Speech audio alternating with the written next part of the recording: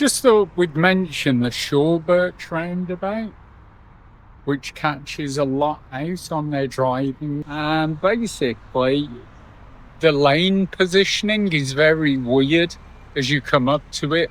You can see the cars coming from opposite have to go the really long way round. It's almost as if they're going off towards the hospital before they actually come round across the roundabout. So if you're at roundabouts like this, just think if the car coming towards you doesn't have a signal on, then chances are they're coming straight ahead until you notice them go differently. So the white car opposite we can see is signalling, so it's not going to be a problem. So this Range Rover or Land Rover?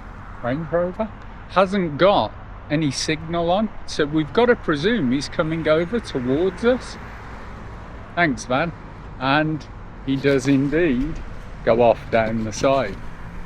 Again, none of these two have got signals on, so we've got to presume they're coming towards us.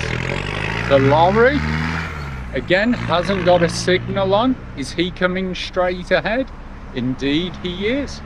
But you can see they do go off at a weird angle before they come round. So we just have to make sure of where they're going first.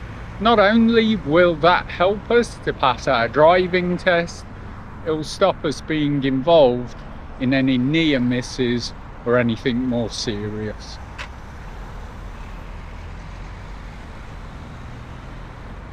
So the lorry hasn't got signal on. Is he coming straight ahead?